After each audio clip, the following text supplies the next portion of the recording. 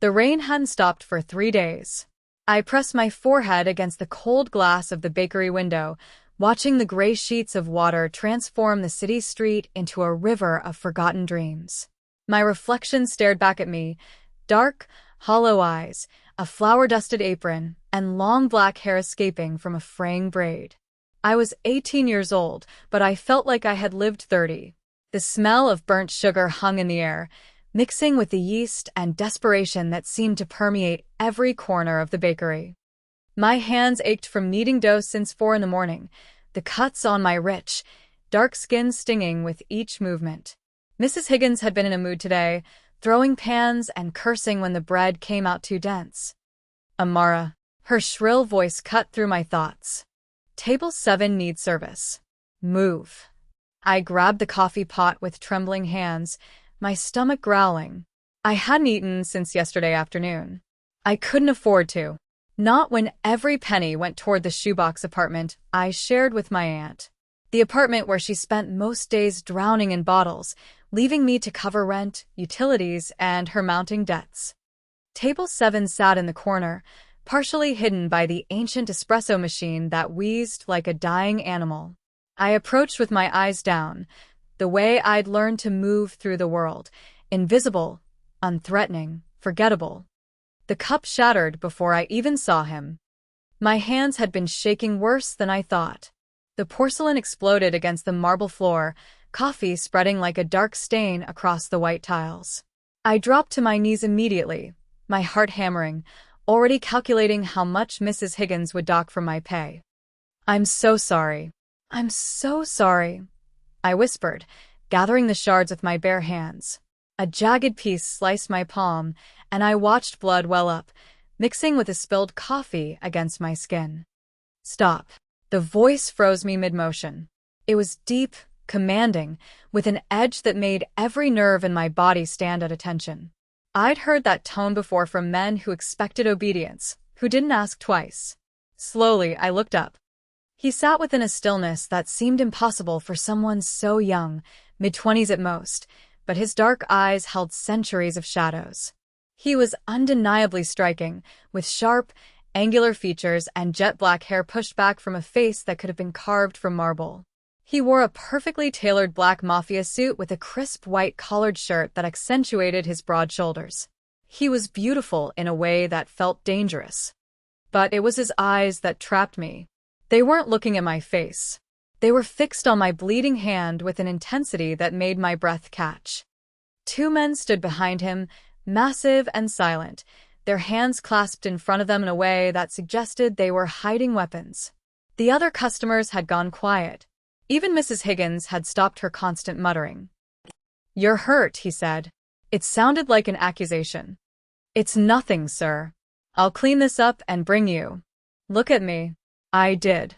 I couldn't help it. His gaze pulled at something deep inside me, something I didn't understand. His jaw was clenched, a muscle ticking in his cheek. He was angry, but not at the mess. The emotion rolling off him felt too big, too complex for a simple accident. "Jean," he said, not breaking eye contact with me. "First aid kit." "Now." One of the men behind him moved immediately, disappearing through the bakery's front door into the rain. The other remained, a wall of muscle and threat. "Sir, really, I'm fine. What's your name?" My throat felt tight. Something about him demanded truth, made lying impossible. "Amara." "Amara Vance." He repeated it slowly, like he was tasting each syllable. "Amara." Then his eyes finally released mine, traveling over my flour-covered apron, my worn sneakers, and the bruise on my wrist from where I'd bumped the industrial mixer. His expression darkened with each detail. "How old are you?" 18. The word came out as barely a whisper. Something flickered across his face, satisfaction mixed with something that looked almost like pain. He leaned back, and I noticed his hands were gripping the armrests of his chair hard enough that his knuckles had gone white. The man, Jean, returned with a leather case that looked far too expensive to be a simple first aid kit. But it wasn't Jean who opened it. The man in the suit stood, unfolding to his full height, and suddenly the bakery felt too small. He was tall, broad-shouldered, radiating a presence that made me want to simultaneously run toward him and away from him. He stepped over the broken cup like it didn't exist and reached for my hand. "Let me help you, it wasn't a request." His fingers wrapped around my wrist, gentle but absolutely firm, and the touch sent electricity racing up my arm. His hands were warm, slightly rough, and completely steady as he turned my palm up to examine the cut against my dark skin. I'd never been this close to someone like him. He smelled like expensive cologne, sandalwood, and something darker, more mysterious, like smoke and secrets. "This needs stitches." His voice had gone cold. "I can't afford." "Ho-suk," he snapped his fingers, and the second man stepped forward. "Call Dr. Park. Tell him to come to the estate immediately." "The estate?" My voice cracked. No, sir. "I have to work. Mrs. Higgins will." "Mrs. Higgins," he finally looked away from me, his gaze landing on my employer who had emerged from the kitchen. The temperature in the room seemed to drop 10 degrees. "This girl is injured on your premises. Explain to me why she was working with equipment while clearly exhausted." Mrs. Higgins's face went pale. She opened her mouth, closed it, then tried again. "Mr. Kong, I didn't realize." Kong. The name hit me like a physical blow. Everyone in the city knew that name. Seoyun Kong. He was the head of the Korean Mafia, the syndicate that ran K-Town and half the city's underground. They ran politics, police, and entire neighborhoods.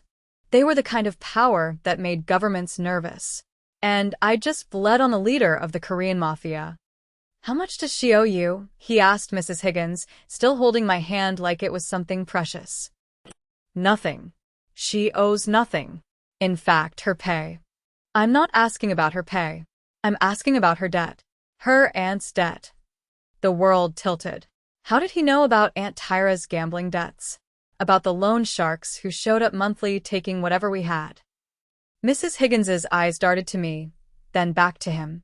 "I don't know what you—" "Gene," he didn't raise his voice, but the man behind him pulled out a phone and began typing with disturbing efficiency. "Find out exactly what the Vance family owes and to whom. I want names and amounts within the hour." "No," the word burst from me before I could stop it. "Please, you don't understand those men.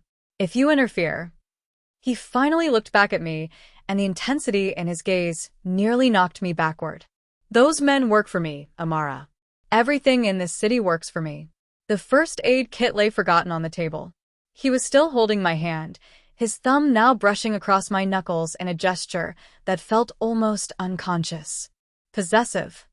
"I don't understand," I managed to say.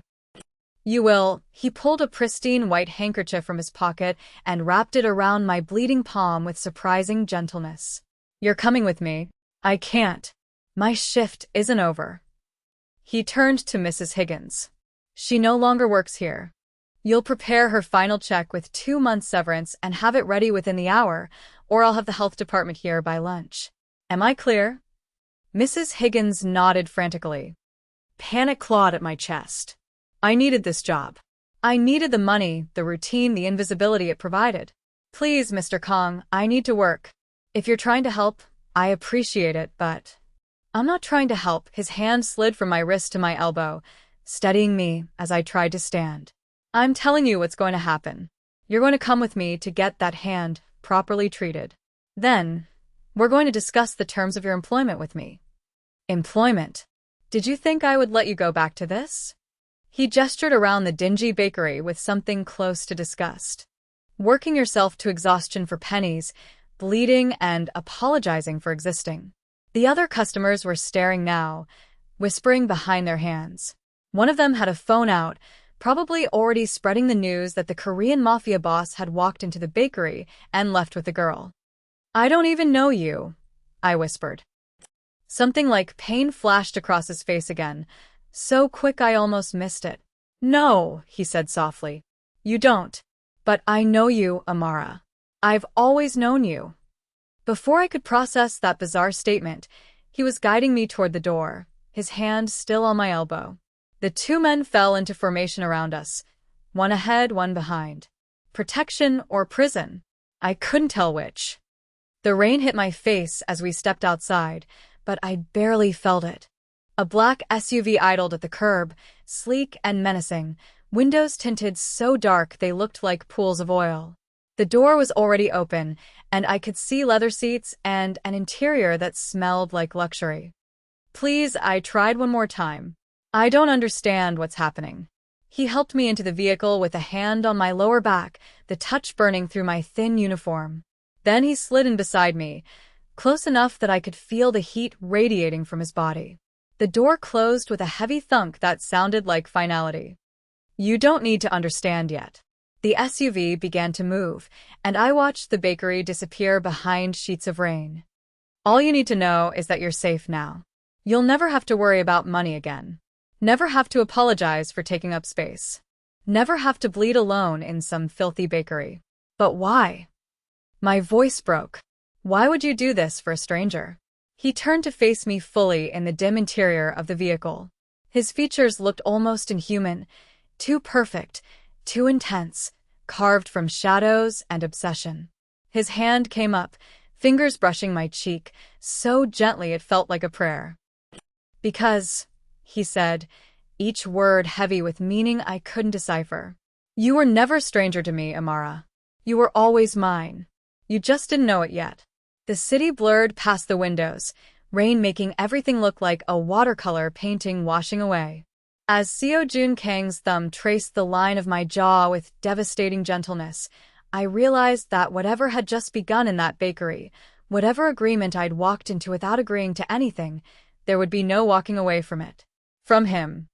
The SUV turned onto a private road I'd never seen before, heading toward a part of the city where people like me didn't belong. And the Korean Mafia boss beside me watched me with eyes that held secrets, obsession, and something that looked dangerously close to devotion. I was terrified, but more terrifying was the small, desperate part of me that felt, for the first time in years, like maybe I was going home. The estate emerged from the rain like something out of a dark fairy tale. Wrought iron gates swung open automatically as we approached, revealing a driveway lined with ancient trees that seemed to whisper warnings. The mansion itself was a sprawling testament to old money and brutal power, 3 stories of stone and glass, a blend of modern architecture and fortress-like security. My breathing had gone shallow. The handkerchief around my hand was soaked through with blood now, a crimson bloom against the white fabric. Seo Joon hadn't said another word during the drive, but his presence beside me felt like a living thing, aware and watchful. The SUV stopped beneath a covered portico. Before I could reach for the door handle, Jean had it open, offering his hand.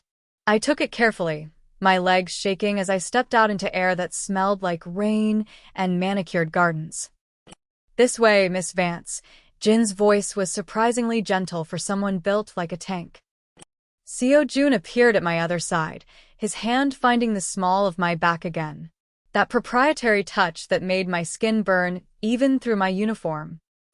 "The doctor is already here," he said, guiding me up steps that probably cost more than my entire apartment building. The entrance hall stole what little breath I had left. It was minimalist and grand, with polished floors that reflected the crystal chandeliers overhead. Everything gleamed, the floors, the mirrors, the small fortune in artwork lining the walls. This wasn't just wealth. This was a dynasty. "Seo Joon," a woman's voice echoed from above, sharp with concern. I looked up to see an elegant figure descending the stairs. Her silver-streaked hair was swept into a perfect chignon, and she wore a silk dress that probably required a staff to maintain. Despite her age, she moved with a grace that spoke of discipline and authority. "Mother," Seo Joon's tone shifted, becoming almost careful. "This isn't a good time." "So I've heard." Her dark eyes, so like her son's, landed on me. I watched her expression cycle through surprise, calculation, and something that looked almost like recognition. "You brought a girl home." "The girl, if the rumors from town are to be believed." "Dr. Park is waiting in the study," Seo Joon said, his hand pressing more firmly against my back, not moving me forward, but holding me close, shielding me. Madame Kong descended the last few steps, her gaze never leaving my face. She was beautiful in a severe way. She's bleeding on my floor. I looked down in horror. Sure enough, drops of blood had fallen from my wrapped hand, creating a trail of crimsons across the pristine floor. I'm so sorry. I didn't mean. Stop apologizing, Seo Jun's voice cut through my panic. Mother, this is Amara Vance. Amara, my mother, Madam Kong. You'll become acquainted later. Right now, she needs medical attention. Vance. Madam Kong repeated the name like she was placing it in a file cabinet in her mind. The daughter of. Later, something dangerous edged Seo Jun's tone. His mother heard it too because she stepped aside, though her eyes continued tracking me as we passed. The study was lined with dark wood and leather books from floor to ceiling. A fire crackled in a massive fireplace. An elderly Korean man with wire-rimmed glasses and a doctor's bag stood waiting. Dr. Park, thank you for coming. Seo Jun finally released me, but only to guide me toward a leather chair positioned near the fire. Of course, Mr. Kong, the doctor approached with confidence. Now, let's see what we have here. Seo Jun remained standing beside my chair, so close that I could feel the fabric of his trousers brush against my shoulder. As Dr. Park unwrapped the blood-soaked handkerchief, I saw Seo Jun's jaw clench. It's not as bad as it looks, the doctor said after a moment, gently probing the wound. I winced, and Seo Jun's hand immediately came to rest on my shoulder. Heavy, warm, grounding. A few stitches should do it.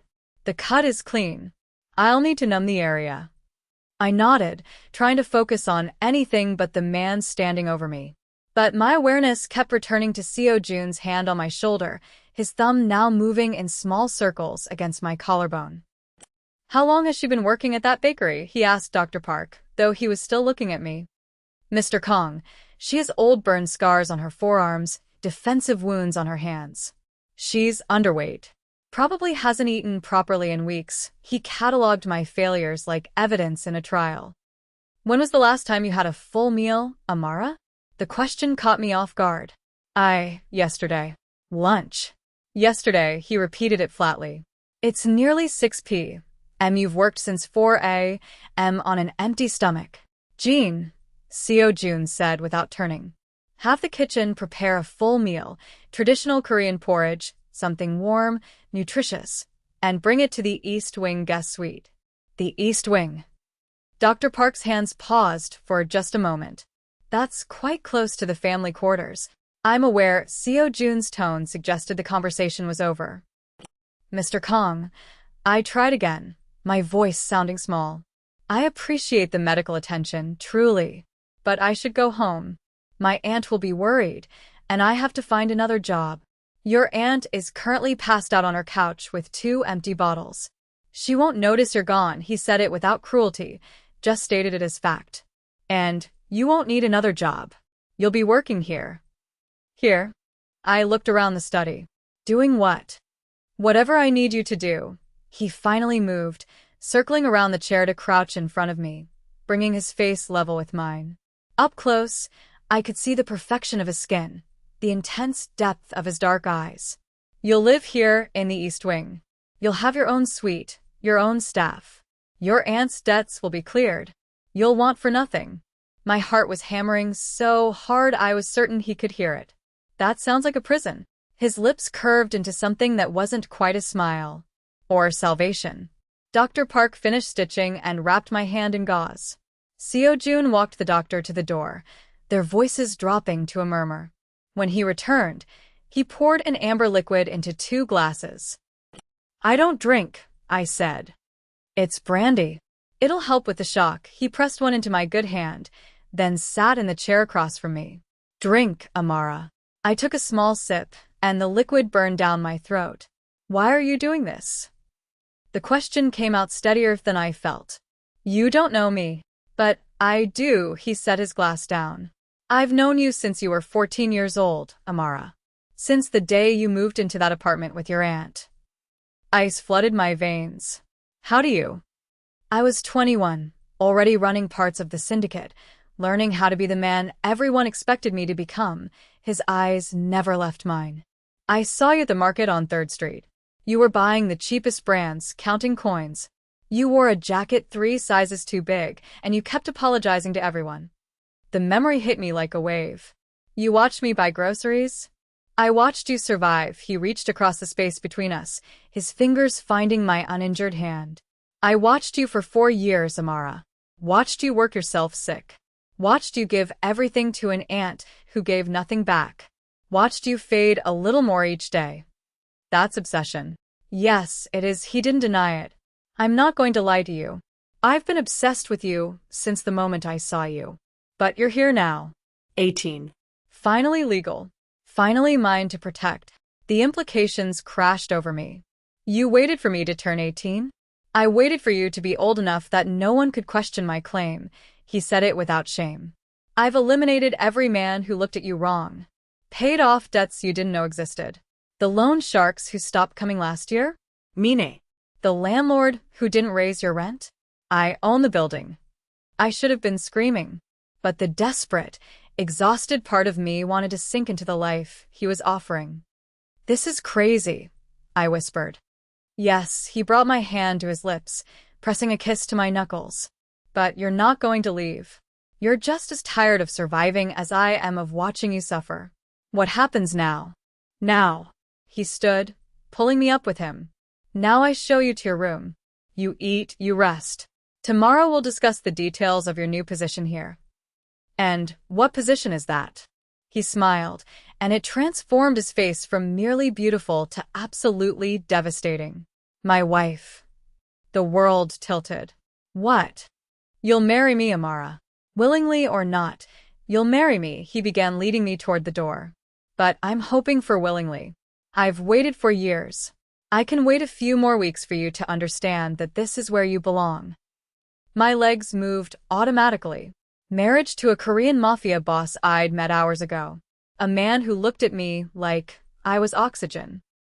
He led me to the 3rd floor, to a suite that made my entire apartment look like a closet. 4-poster bed, silk sheets, floor-to-ceiling windows. This is yours, he said. The clothes in the closet, I had them prepared in your size. The door locks from the inside. I won't enter without your permission. I turned to face him. And, if I'm never ready. Something dark flickered across his expression. Then I'll wait. I'm a patient man, Amara. But make no mistake, you are mine. He started to leave, then paused. Your dinner will arrive in 20 minutes. Get some rest. Seo-jun, I said, testing his name. He went still. This is kidnapping. No, he turned back, his eyes pure possession. This is rescue. You just don't know it yet. 3 weeks later, I stood in front of a mirror in the master suite. Seo-jun had insisted I move in after the engagement. The dress was ivory silk, hand-embroidered, fitted to my body like a second skin. My long black hair was styled in cascading waves. I looked like a princess, or perhaps a queen of the underworld. The past 3 weeks had been a blur. We had visited my aunt, a confrontation that ended with Seo-jun paying her off and severing my ties to the toxicity that had bound me. I had signed a marriage contract that gave me millions if we divorced, though Seo-jun had made it clear divorce wasn't an option. You look beautiful, the head seamstress said. I changed back into casual clothes and went downstairs. Seo-jun was in his study, wearing his signature black Mafia suit and white shirt. When he saw me, he hung up the phone. Everything all right with the dress? He asked. Perfect. He walked around the desk and pulled a velvet box from a drawer. Inside lay a necklace of diamonds and sapphires. It was my grandmother's. She wore it on her wedding day. He fastened it around my neck. The weight of it felt like a collar, beautiful, binding. Amara, he said, his hands resting on my shoulders. I know this is fast. But I promise to spend every day trying to make you happy. And if you fail, then I'll try harder. That night, dinner was tense. Madame Kong picked at her food. Seo-jun was distracted. There's been a complication, he said finally. The Rossi syndicate is making noise about territory. I need to handle something tonight. What kind of complication? Madame Kong asked. Nothing I can't handle, he looked at me. I'll be back by morning. He left with a convoy of SUVs. I watched from the window. the necklace still cold against my throat. I went to sleep afraid, not of him, but for him. A crash woke me at 3 a.m. I ran to the landing. In the entrance hall, Seo Jun stood in the center, his white shirt soaked with blood. Jin and Ho Suk were flanking him. On the pristine marble floor lay a man, unconscious and beaten. Sang. I ran down the stairs. "Are you hurt?" "Not mine," he said, his voice flat. He looked at the man on the floor, then back at me. His eyes were empty, the eyes of the Mafia boss everyone feared. "The Rossies sent him to spy," he said quietly. "He was taking photos of the house. Of your window." Ice flooded my veins. "He won't be taking any more photos." Seo Jun's arm came around me, pulling me against his bloody shirt. "I'm a monster, Amara. I do terrible things to protect what's mine. This is who I really am." I looked up at him. "I know who you are. I've always known." And I realized it was true. Somewhere between the bakery and now, between the obsession and the devotion, I'd stopped seeing the cage and started seeing the man. "Go upstairs," he said. "I'll come to you when I'm done." When he came to the bedroom an hour later, he was showered, his hair damp. He pulled me against his chest. "I would burn this city down before I let anyone hurt you," he whispered. "Does that terrify you?" "Yes," I admitted. "But it also makes me feel safer than I've ever felt." "Say you'll marry me," he said. "Not because of the contract. Because you want this." I looked at him. Really looked. "I'll marry you. Because I want to." The wedding was 2 days later. 300 guests filled the gardens. I walked down the aisle alone, my choice. Seo Jun waited at the altar, looking devastating in his tuxedo. When I reached him, he whispered, "You're the most beautiful thing I've ever seen." We exchanged vows. The priest said, "You may kiss the bride." Seo Jun kissed me like I was air, and he was drowning. "Mine," he breathed. "Finally, completely mine?" "Yours," I agreed. "Always yours." 6 months later, I sat in my library, the winter sun streaming through the windows. I was Amara Kong now, wife to a Korean mafia boss, queen of a criminal empire. The door opened and Seo Jun entered, wearing his black suit. He crossed the room to kiss me. "Hello, wife." "Hello, husband." He sat beside me. "Are you happy?" "You ask me that every week. And I'll keep asking." I cupped his face. "I'm happy. I'm loved. I'm home." He rested his forehead against mine. "I don't deserve you." "Good thing I don't care about deserve." Outside, snow began to fall. Inside, I felt a warmth that had nothing to do with the fireplace. I had been drowning in that bakery, invisible and dying by inches. Seo Jun had pulled me from the depths, given me air, given me a love so consuming it bordered on madness. Sometimes the cage was really salvation wearing a different face. I was home.